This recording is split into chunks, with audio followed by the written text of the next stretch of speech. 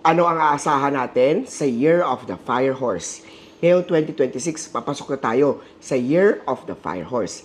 Isang taon ng bilis, isang taon ng tapang at matinding pagbabago.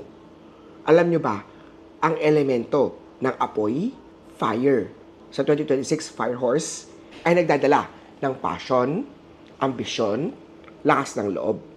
Pero kailangan din natin ng disiplina upang hindi mauwi sa pagod o sa padalos-dalos ng mga desisyon. Huwag tayo padalos-dalos. Alam nyo, ang horse kasi mabilisan siya eh. So minsan nagiging padalos-dalos sa biglaan, sa emosyon, nawawala ang dapat natin gawin. Para sa lahat ng zodiac sign, ito ang panahon para tayo po at ay mag-take ng action at transformation year.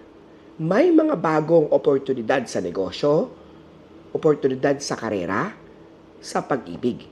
Ngunit sabayan din natin ng extra ingat, extra plano. Kagaya ng horse, no? Minsan padalos-dalos siya, kailangan natin pagplanuhan maigi. Ang mabibilis na gawain o mga mabilis gumawa ng hakbang ay pwede umangat. Habang ang hindi naman handa ay pwede naman ma-overwhelm sa dami ng pagbabago. Masyado mabilis ang pagbabago dahil hindi sila handa na overwhelm sila. Usapang career at pera. Magiging active po ang larangan ng teknolohiya, komunikasyon, travel, at mga bagong entrepreneurs o bagong negosyo. Pero may mga senyales din ng financial realignment sa global market. Kaya mainam na magtipid, mainam na mag-budget, mainam na mag-invest. Aralin natin maigi. Dapat malinaw ang ating direksyon kung saan tayo pupunta. Hindi ito taon ng takot, kung hindi ito year ng pag-iingat at katalinuhan. Sa usapang love and relationship naman tayo, dahil fire year ito, mainit at magsigla ang pag-ibig. Fire, this enhances, boost love. Maraming magkakaroon ng bagong relasyon, yung mga dating relasyon bago. Magpapalit ng mga bagong partner, ngunit kailangan din i-balance ang passion at iyong pasensya. Para sa mag-asawa, mag-partner, long time na sila magkasama, panahon ito para muling buhayin ang spark at mag-usap ng malalim. Tamang komunikasyon ay kailangan. Sa usapang health and balance naman, ang sobrang bilis ng takbo ng Year of the Fire Horse ay pwede din magdala ng stress, mga related sa heart-related ng mga issues. Kaya ugaliin natin na magpahinga. Lagi tayo iinom ng tubig at bawasan din natin ang sobrang init na emosyon.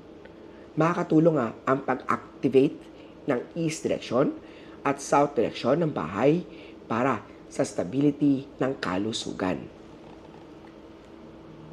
Sa Year of the Fire Horse, huwag kang matakot na tumakbo. Kailangan alam natin kung saan tayo papunta. Careful planning, execution, sipag-tiyaga ang susi sa tagumpay. Ang horse, marunong siya magtimpi at magdasal, ay siyang tunay na makakamit niya ang kasaganahan. Tandaan nyo para sa inyong personal na reading sa 2026, importante na bumisita kay Master Hans Kua para ma-read kita sa astrology, tarot reading at pa-feng shui ko ang bahay at tindahan mo.